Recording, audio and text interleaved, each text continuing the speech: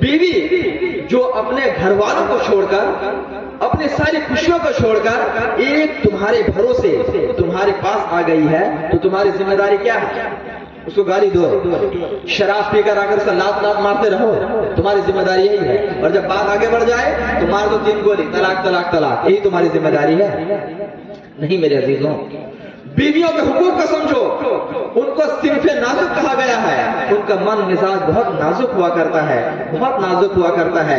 آؤ ذرا دیکھو مدینے والے آقا کا رویہ، آپ کا سلوک اپنی بیویوں کے ساتھ کیا ہوتا تھا۔ اپنے نفس پر جھانک کر دیکھو، آج ہم اپنی بیویوں کے ساتھ کیا سلوک کرتے ہیں۔ ہمارے پاس ایک بیوی ہے، ہم اس کے حقوق کو ادا نہیں کرتے۔ میرے مصطفیٰ کے پاس 11 بیویاں تھی، لیکن روایت میں آتا ہے بیویاں ارشاد فرماتی ہیں کہ میرے نبی کے پاس 11 بیویاں تھی، لیکن میرے نبی ظاہری دنیا سے پردہ فرما گئے، آپ کا انتقال ہو گیا، لیکن کسی بیوی کے زبان پر کوئی شکوہ اور شکایت نہیں تھی۔ تو اس سے آپ اندازہ لگا سکتے ہو میرے مصطفیٰ نے بیویوں کے حقوق کو کیسے ادا کیا۔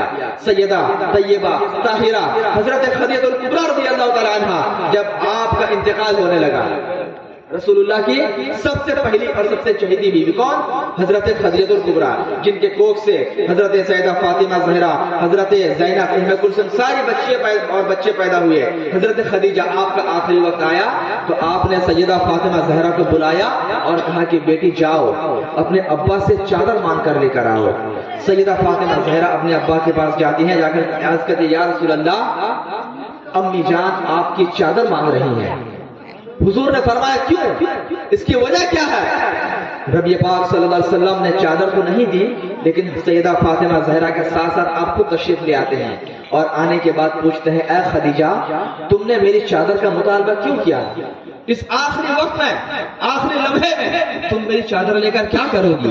حضرت خدیجہ نے کہا کہ یا رسول اللہ، میری خواہش یہ ہے، میری تمنا یہ ہے کہ یہ میرا آخری وقت ہے، جب میرا انتقال ہو جائے اور لوگ مجھے کفن پہنانے لگے تو میری خواہش یہ ہے کہ یا رسول اللہ آپ کی چادر مبارک میں مجھے کفن دیا جائے، تاکہ اللہ اپنے کرم سے آپ کی چادر کی برکت سے مجھ سے سوال و جواب کو اٹھا دے، میرے بخشش فرما دے اور میرے بخشش فرما دے۔ تو رسول پاک کی چادر کی برکت ہے، اس کی برکت سے اللہ تبارک و تعالیٰ عذاب کو بھی دور فرماتا ہے اور بخشش کا پروانہ سنا دیتا ہے۔ اب ذرا سنو، میرے رسول حضرت خدیجہ کے شوہر ہیں، شوہر ہونے کے ناطے آپ کا جملہ سنو، آج کے شوہروں کے لیے درس عبرت۔ جو شوہر اپنی بیویوں کو مارتے ہیں، ان پر ظلم کرتے ہیں، ستم ڈھاتے ہیں، خرچہ پانی نہیں دیتے ہیں، سنو میرے نبی کا فرمان۔ میرے نبی نے کہا اے خدیجہ تم مجھ سے چادر کا مطالبہ کرتی ہو، اے خدیجہ ایک چادر کی کیا حقیقت ہے؟ اگر تم میرے بدن سے میرے چمڑے کو مانگو، میرے جلد کو مانگو، میں وہ بھی اتار کر تمہیں عطا کر دوں گا۔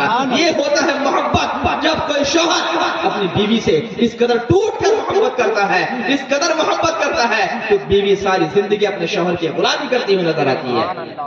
لیکن آج ہم اگر اپنے معاشرے کا جائزہ لیں گے تو ہمارے بھائیوں کو، ہمارے نوجوانوں کو بس یہی آتا ہے کہ بیوی مطلب نوکرانی، بیوی مطلب نوکرانی، گھر کا A to Z کام اسی کو کرنا ہے۔ ارے ذرا غور تو کرو، اللہ نے اس کو صنف نازک بنایا ہے، اس کے جسم کی طاقت اور قوت تمہارے مقابلے میں بہت کم ہے۔ سفر سے تم بھی آتے ہو، سفر سے وہ بھی آتی ہے، لیکن کبھی تم نے دیکھا ہے بچے کو بھی بیوی اٹھائے رکھتی ہے، سامان بھی بیوی اٹھائے لے کر آتی ہے، گھر آنے کے بعد شوہر تو لیٹ جاتا ہے، بیوی کھانا بھی بناتی ہے، شوہر کا پیر بھی دباتی ہے، A to Z کام وہی بیوی کرتی ہے۔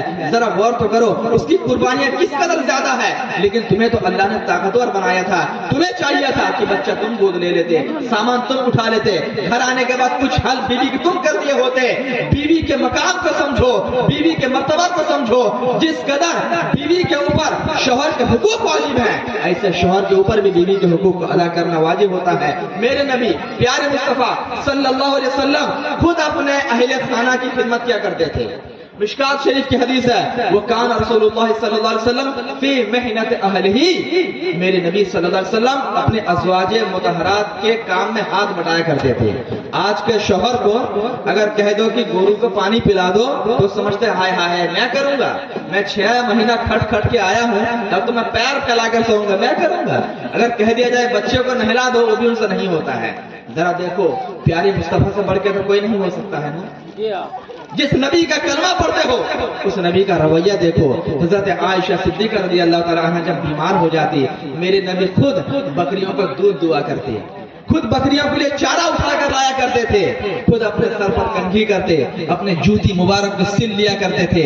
ये कौन है? ये मदीने के ताजदार हैं, दोनों आलम के मालिक व मुख्तार हैं, जिनका अल्लाह तबारक व तआला ने वो पावर दिया कि मेरे नबी फरमाते हैं अगर मैं इशारा कर दूं तो उहुद पहाड़ सोने का बन जाए, अगर मैं इशारा कर दूं तो ये पेड़ चलता हुआ मेरे पास आ जाए, अगर मैं इशारा कर दूं तो कंकरियां मुट्ठी पर कलमा पढ़ने पर मजबूर हो जाए। उस नबी का रवैया देखो। वो नबी जब बाहर होते हैं तो नबी की हैसियत से होते हैं, जब घर के अंदर होते हैं तो किसी के भाई हैं तो किसी के शौहर भी हैं। इसीलिए शौहर होने का तकाज़ा यह है कि अपने घर वालियों के काम में हाथ बटाया करो। इससे आपका मकाम और मर्तबा छोटा नहीं होगा, बल्कि आपके आपस में मेल उल्फत और मोहब्बत और ज्यादा हो जाएगी। इसीलिए कभी भी किसी काम को छोटा ना समझें, घर के काम में बीवियों के हाथ बटाया करो। इससे बहुत ज्यादा मेल मोहब्बत उल्फत पैदा होगी और इससे क्या है, घर में खुशहाली भी आएगी और अल्लाह तबारक व तआला बरकतों का नुज़ुल भी फरमाएगा। अज़ीज़ान मिल्लत इस्लामिया, ये शादी का रिश्ता बहुत नाजुक रिश्ता होता है, बहुत नाजुक रिश्ता होता है। शादी करना, एक जुमला मेरा याद रखें, शादी करना बहुत आसान होता है, लेकिन शादी के रिश्ते को निभाना बहुत मुश्किल होता है, बहुत मुश्किल होता है। जो लोग शादी किए हैं उनको अंदाजा होगा कि ये रिश्ता कितना नाजुक होता है। बात बात पर झगड़ा करना, बात बात पर तलाक का लफ्ज जुबान पर लाना, ये मर्दों की नामर्दी है। मैं कहूंगा कि जो लोग जुबान पर तलाक का लफ्ज लाते हैं वो हकीकी मानों में मर्द है ही नहीं, क्योंकि मर्द तो वो होता है जो अपने गुस्से को पी ले।